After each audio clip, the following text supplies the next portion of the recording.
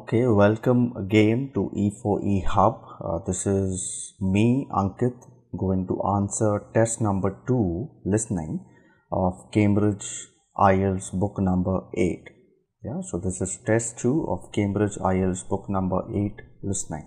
I want you to observe the techniques, the strategies that I use, while I sequence one section after the other and trying to answer all the questions. So the shadowing is really going to help you internalize and familiarize yourself with the design of the paper and what is actually needed for you to have a good attempt in your exam. Yeah?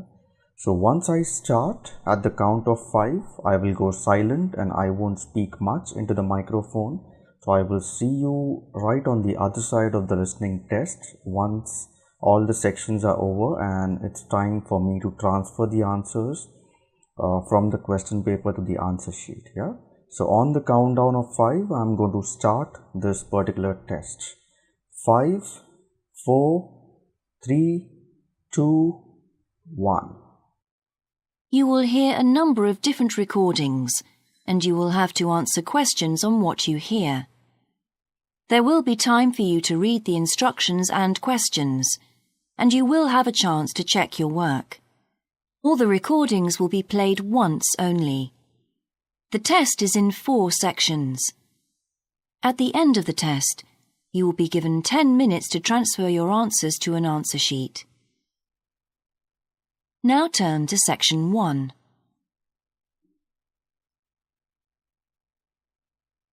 Section 1. You will hear a conversation between a representative of an insurance company and a customer. First, you have some time to look at questions 1 to 3.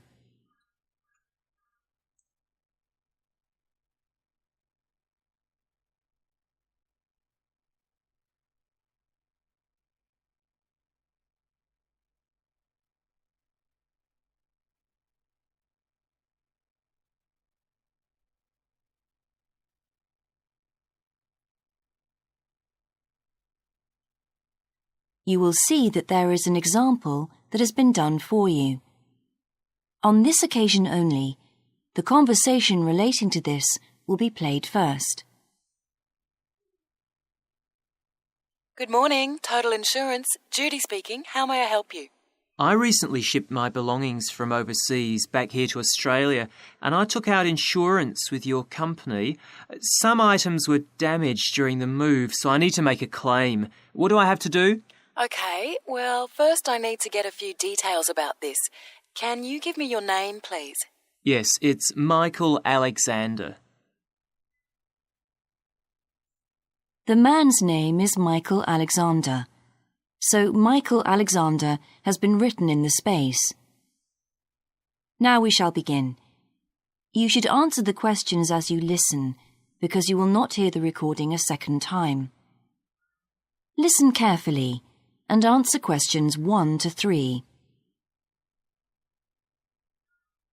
Good morning, Total Insurance. Judy speaking. How may I help you? I recently shipped my belongings from overseas back here to Australia, and I took out insurance with your company. Some items were damaged during the move, so I need to make a claim. What do I have to do? Okay, well, first I need to get a few details about this. Can you give me your name, please? Yes, it's Michael Alexander. Okay, and your address, please? My old address or my current one? Your current one. It's 24 Manly Street, Milperra, near Sydney. What was the suburb, sorry? Milperra, Milperra. Right. Now, who was the shipping agent, Mr. Alexander? You mean the company we used? Yes, the company who packed everything up at the point of origin. Oh, it was, First Class Movers. Okay. Where were the goods shipped from? China, but the ship came via Singapore and was there for about a week. Don't worry, all of that information will be in the documentation. Now, the dates. Do you know when the ship arrived? It left on the 11th of October and got to Sydney on the 28th of November. Okay. I need one more thing. There's a reference number. It should be in the top right-hand corner of the pink form they gave you. Let me have a look. I have so many papers. Yes, here it is. It's 601 ACK. Thanks.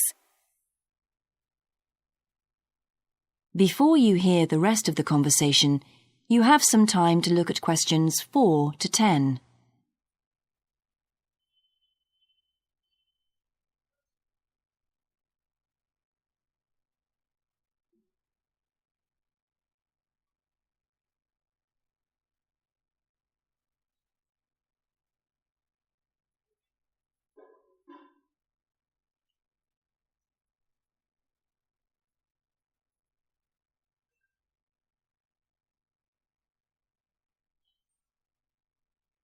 Now listen and answer questions 4 to 10.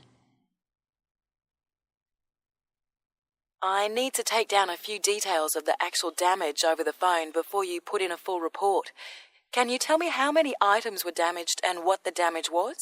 Yes, well, 4 things actually. I'll start with the big things. My TV, first of all. It's a large one, very expensive. Insurance doesn't cover electrical problems. It isn't an electrical problem. The screen has a huge crack in it, so it's unusable. I see. Any idea of the price to repair it? No. Well, I don't think it can be repaired. It will need a new one. OK, I'll make a note of that and we'll see what we can do. Now, what was the second item? The cabinet from the bathroom was damaged as well. It's a lovely cabinet. We use it to keep our towels in. And what is the extent of the damage? Well, the back and the sides seem okay, but the door has a huge hole in it. It can't be repaired. I'm really not very happy about it. And how much do you think it will cost to replace it? Well, when I bought it last year, I paid $125 for it. But the one I've seen here in Sydney is a bit more expensive. It's $140. Right. And what was the third item? My dining room table. It's a lovely table from Indonesia. It must have been very hot inside the container because one leg has completely split down the middle. The top and the other 3 look okay, thank goodness. Any idea of the price to repair it? Well, I had an estimate done on this actually because it is a very special table to us. They quoted us $200, which is really pricey, so I hope the insurance will cover the total cost. I'm sure that will be fine. What was the last item, Mr. Alexander?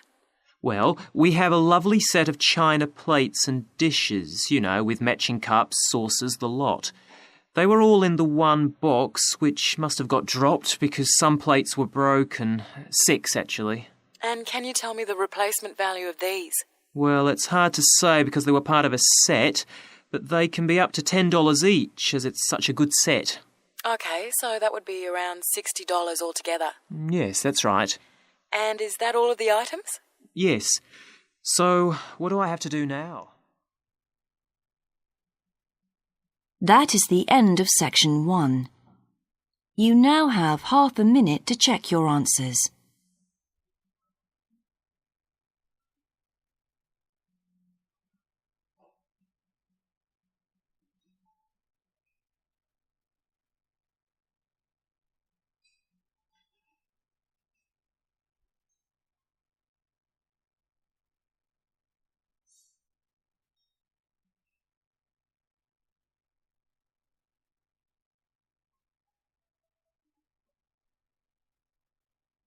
Now turn to section 2.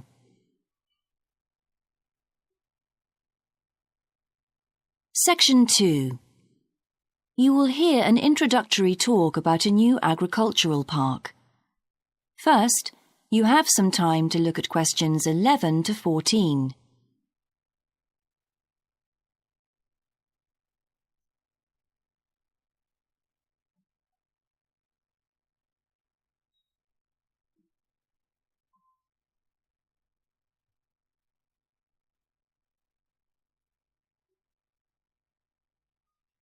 Now listen carefully and answer questions 11 to 14. Welcome to Greenvale Agricultural Park. As you know, we've only been open a week, so you're amongst our first visitors. We have lots of fascinating indoor and outdoor exhibits on our huge complex, spreading hundreds of hectares. Our remit is to give educational opportunities to the wider public, as well as to offer research sites for a wide variety of agriculturists and other scientists. Let's start by seeing what there is to do. As you can see here on our giant wall plan, we are now situated in the reception block here. As you walk out of the main door into the park, there's a path you can follow. If you follow this route, you'll immediately come into the rare breeds section, where we keep a wide variety of animals, which I shall be telling you a little more about later. Next to this, moving east, is the large grazing area for the rare breeds. Then further east, in the largest section of our park, is the forest area.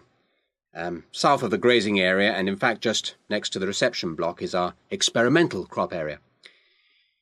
In the middle of the park, this circular area, is our lake. These two small rectangular shapes here are the fish farms where we rear fish for sale. To the east of those is the marsh area, which attracts a great many migrant birds. In the southeastern corner, beyond the marsh, is our market garden area, growing vegetables and flowers. Before you hear the rest of the talk, you have some time to look at questions 15 to 20.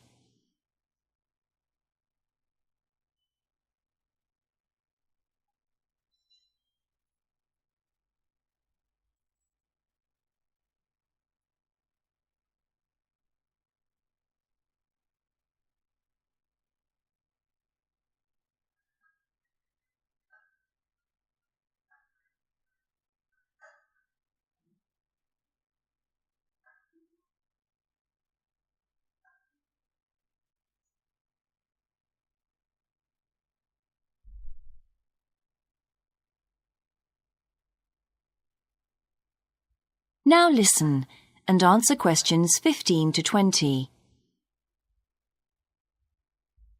All these areas can be visited by the general public for almost all the year. Although, please take note of the large signs at the entrance to each area, which tell you when certain areas are being used for particular controlled experiments and are therefore temporarily out of bounds to the public. You can see for yourself what a huge area the park covers, and a key question is always, how can we move around? Well, you have a choice of means, all environmentally friendly. Cars are banned in the park. We have bicycles, which you can hire behind the reception block here. The healthy ones of you can go on foot. And finally, there's our electric tram, powered from solar cells. You find more information about this at the front entrance. A good place to start on your tour is the rare breed section. We keep goats, sheep and hens and other kinds of poultry. We're also thinking of bringing in cows and horses, but we do not as yet have facilities for these bigger animals. The animals are fed in public twice a day and a short lecture given on their feeding habits and nutritional needs. These are very popular with the public, but of course we mustn't lose sight of the main purpose of having this section, not as such to preserve rare animals, but to maintain the diversity of breeds, to broaden the gene pool for agricultural development. Greenvale changes with the seasons, with different events happening at different times of the year. May will be perhaps our most spectacular month, with the arrival of the Canada geese, and when our fruit trees will be in full blossom. But there are interesting events on all year round. For example, John Havers, our expert fly fisherman, is currently giving displays on the lake. Each of the sections has its own seasonal calendar, and please consult the summary board at the main entrance. And the final section, as we return to the reception blocks, is the orchard. Do take time to browse round our shop. There's a wide selection of books on wildlife, some of them written by local authors, and the history of farming, including organic farming, something which the park will be diversifying into in the coming months. That is the end of section 2. You now have half a minute to check your answers.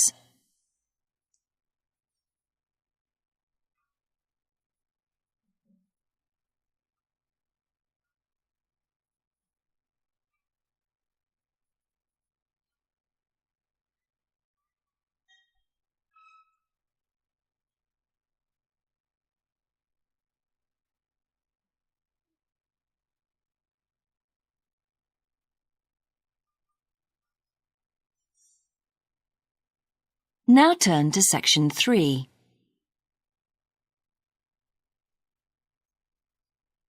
Section 3. You will hear part of a seminar in which a researcher called Grant Freeman discusses his work on Australian honeybees with a group of students. First, you have some time to look at questions 21 to 24.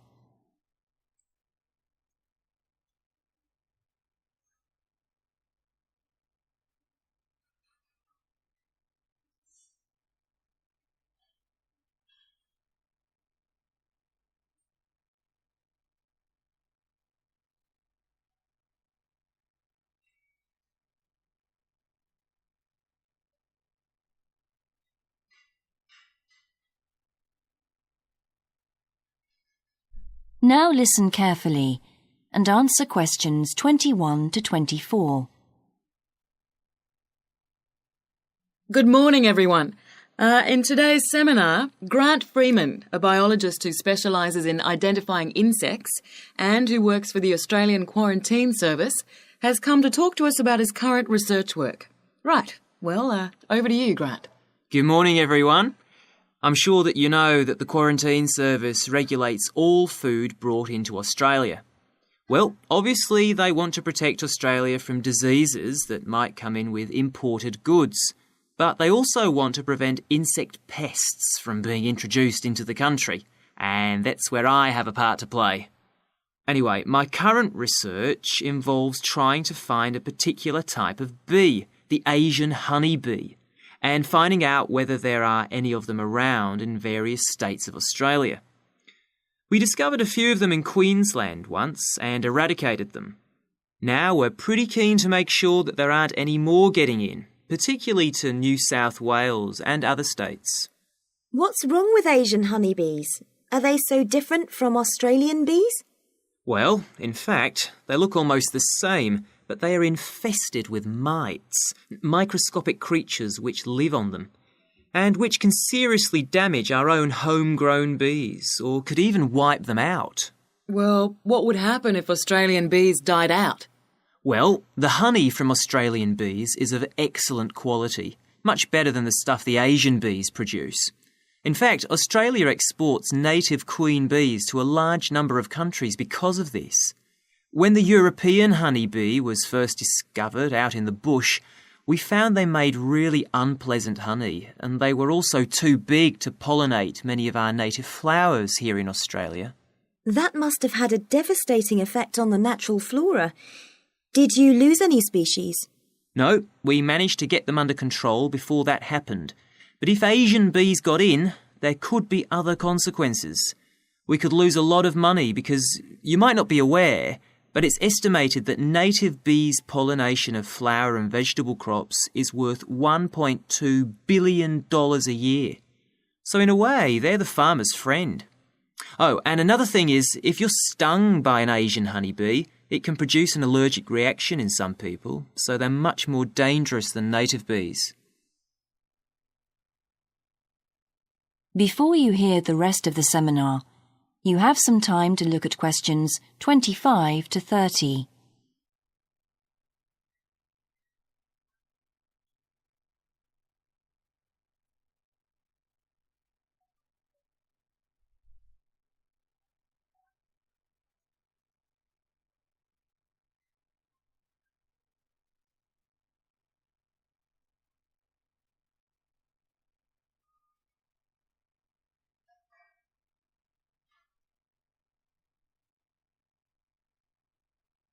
Now listen and answer questions 25 to 30.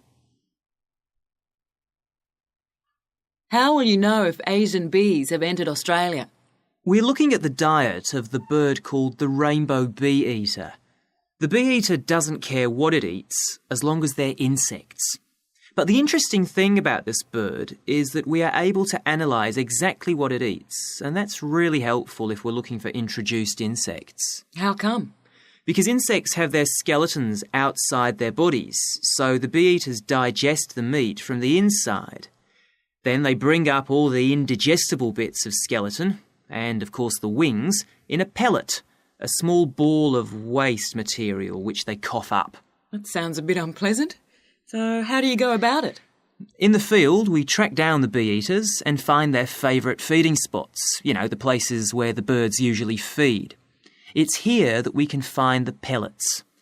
We collect them up and take them back to the laboratory to examine the contents.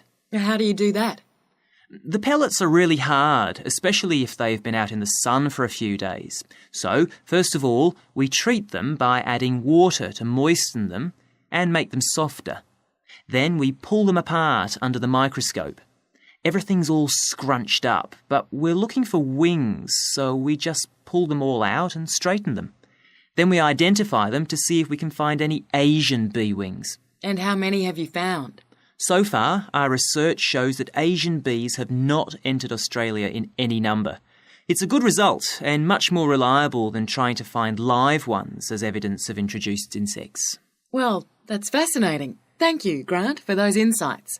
I hope that you might inspire some of our students here to conduct some similar experiments.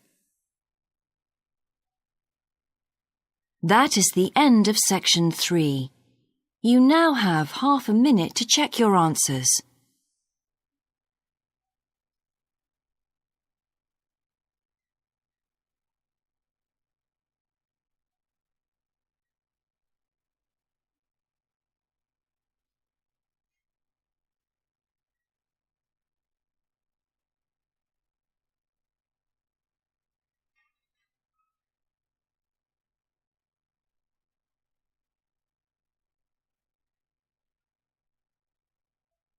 Now turn to section 4.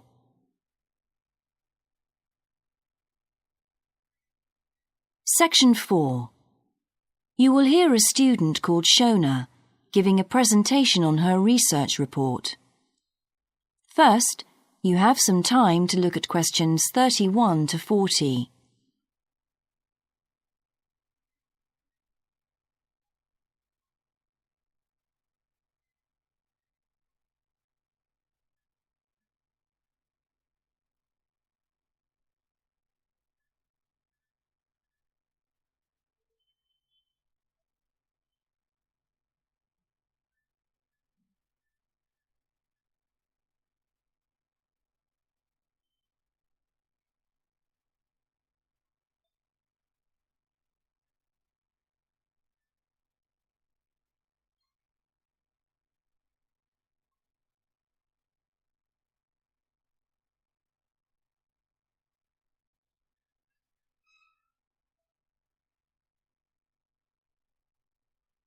Now listen carefully and answer questions 31 to 40.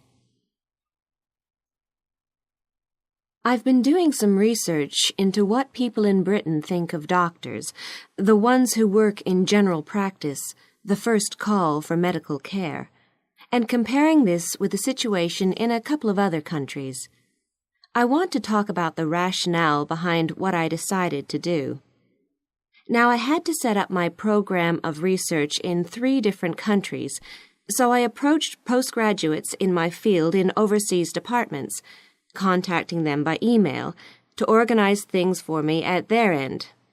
I thought I would have trouble recruiting help, but in fact, everyone was very willing, and sometimes their tutors got involved too. I had to give my helpers clear instructions about what kind of sample population I wanted them to use. I decided that people under 18 should be excluded because most of them are students or looking for their first job. And also I decided at this stage just to focus on men who were in employment and set up something for people who didn't have jobs and for employed women later on as a separate investigation. I specifically wanted to do a questionnaire and interviews with a focus group.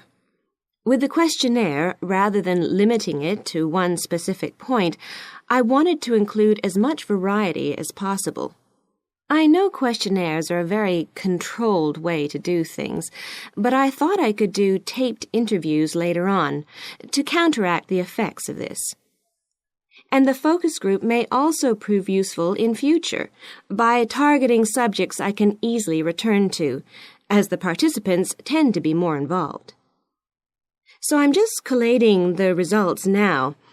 At the moment, it looks as if, in the UK, despite the fact that newspapers continually report that people are unhappy with medical care, in fact, it is mainly the third level of care, which takes place in hospitals, that they are worried about. Government reforms have been proposed at all levels, and although their success is not guaranteed, long-term hospital care is in fact probably less of an issue than the media would have us believe. However, I've still got quite a bit of data to look at. Certainly, I will need to do more far-reaching research than I had anticipated in order to establish if people want extra medical staff invested in the community, or if they want care to revert to fewer but larger key medical units. The solution may well be something that can be easily implemented by those responsible in local government, with central government support, of course. This first stage has proved very valuable, though. I was surprised by how willing most of the subjects were to get involved in the project. I had expected some unwillingness to answer questions honestly, but I was taken aback and rather concerned that something I thought I'd set up very well didn't necessarily seem that way to everyone in my own department.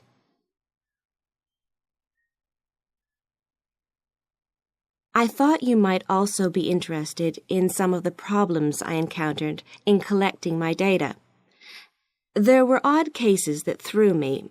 One of the subjects who I had approached while he was out shopping in town decided to pull out when it came to the second round. It was a shame, as it was someone who I would like to have interviewed more closely. And one of the first-year students I interviewed wanted reassurance that no names would be traceable from the answers.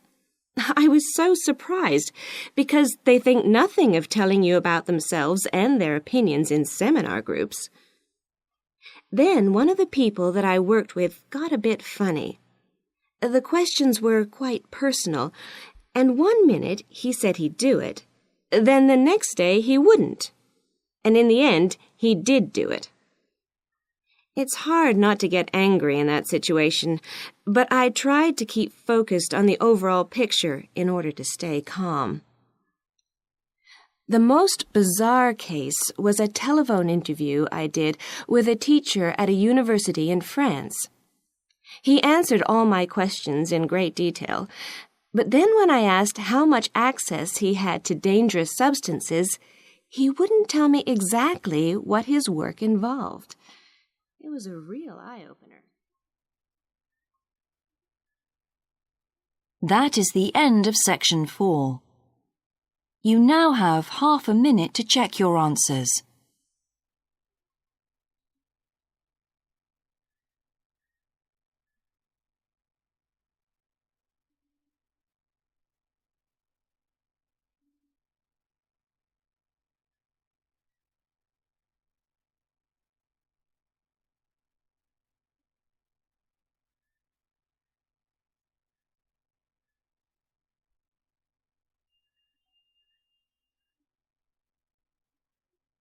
That is the end of the listening test.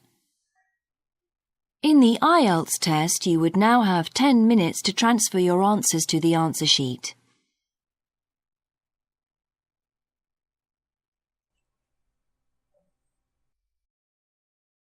Okay, that's the end of all the 4 sections, and now we are supposed to transfer the answers to the answer sheet. Before that, let's just brush through all the sections and check whether we have noted down all the answers correctly. Okay, so let's move on and start copying the answers or transferring the answers to the answer sheet. Yeah, here we have it. So here's the answer sheet. The first one is Milpera, second is first class movers.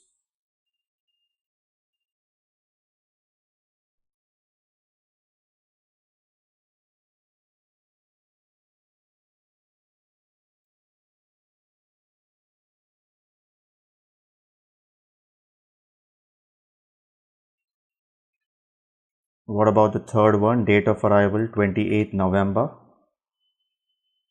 So 28th November, good. Fourth. So fourth one is right on the right hand side, the table, screen, bathroom door. So 4 screen. Screen is broken. The bathroom cabinet. And what about the sixth one? Is the door of the cabinet needs to be replaced.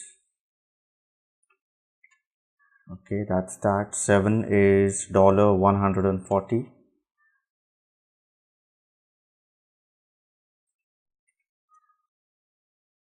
8 is the leg is split.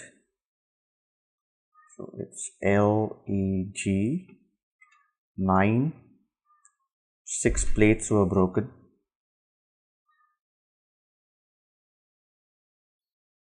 And 10. $60 in total. Okay, let's move on to section number 2.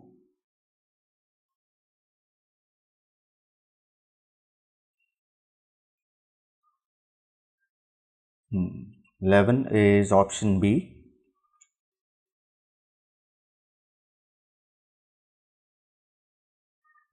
So that's that. 12 is right down on the map completion type. Okay, that's forest area. No more than 2 words. So forest area. FOREST.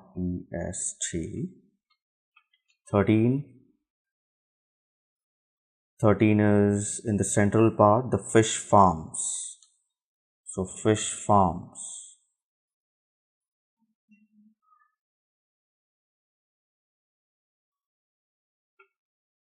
14 is on the right bottom, market garden area.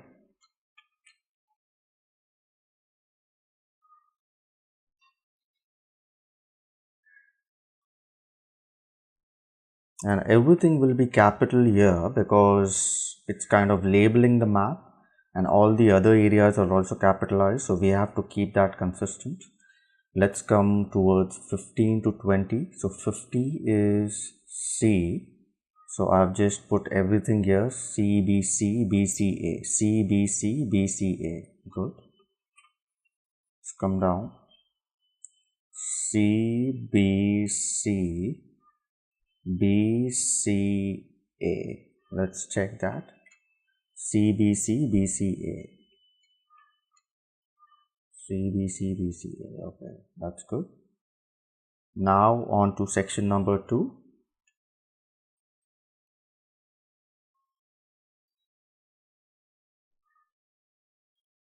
Here's multiple choice single answer. The first one is A, B, C and A. A, B, C and A.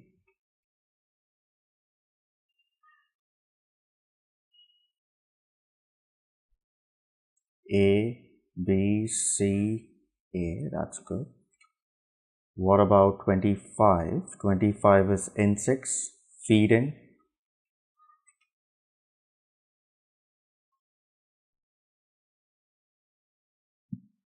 Insects. 26 is feeding. 27 laboratory.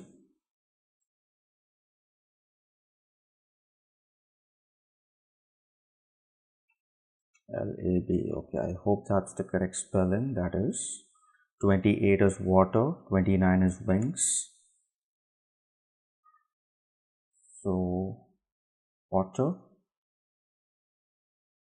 wings, And not sure what's the last one. Number 30, reliable research. Okay. Reliable. That's for section number 3. Let's move on to the last section. Section 4, 31, 2. So that's B, B, A, C, C. B, B, A, C, and C.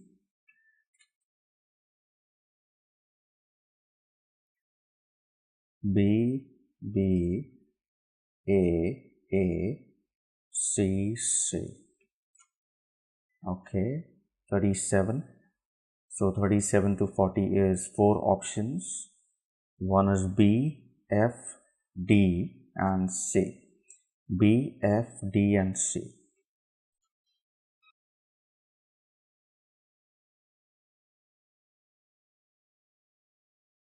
B, F, D, C. Okay, let me quickly check the spellings. Reliable, wings, water, laboratory. Sounds good. Feeding, insects. Market garden, fish farms, forest, plates, leg, bathroom, screen, first class movers. S is important. Milpera. I think it's not clear enough, so just strike it. Okay, now it's clear. So Milpera. That's that. So that's my 40. Let me just check with the answer key. Okay, here I have. So the first one is Milpera. First class movers. Looks good. 28 November. Yes. Screen bathroom door. 140. Leg, plates, and the 10th one is 60. So full on section 1. What about 11? B, forest, fish farms, market garden. Looks good. Fish farms, market garden, CBC, BC.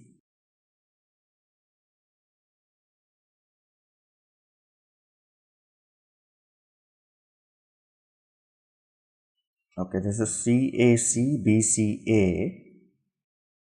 So C is correct. Here it's A. So this is wrong. This one is A. And C, B, C, A. C, B, C, A. Everything else is correct.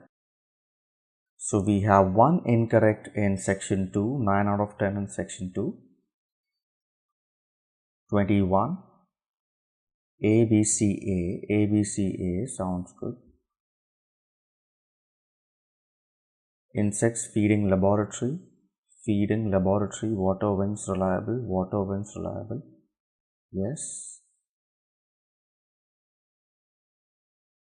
So that is 10 of 10 in section 3. Nice job there. Section 4. Let's check section 4. Double B. Double B, double A, double C. Double B, double A, double C. Looks good.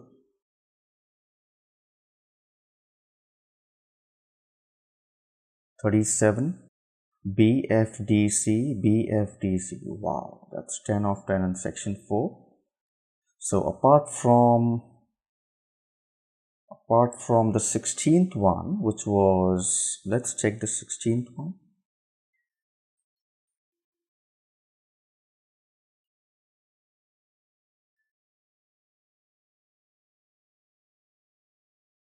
How can you move around the park? Tram, walking, oh yes. You know, I made a mistake. I marked it correctly, but I copied the wrong letter. Yeah, so it was supposed to be A. I copied B, and that's why that's incorrect. So there are really, you know, there are a lot of tasks going on in your head when the listening is going on. So be careful about that. As far as this paper is concerned, basically my score is 39 out of 40. Yeah, silly error part. I hope this video helped you and it really made you shadow and accompany me while I was taking one section after the other. It's very important to do this because you have to, as much as possible, condition yourself to the exam like conditions. That's exactly why I try to bring these kind of videos to you. Hope this has helped. This is me, Ankit, signing off. Maybe we'll meet each other later in a different video, in a different module altogether. Till then, happy learning, take care, goodbye.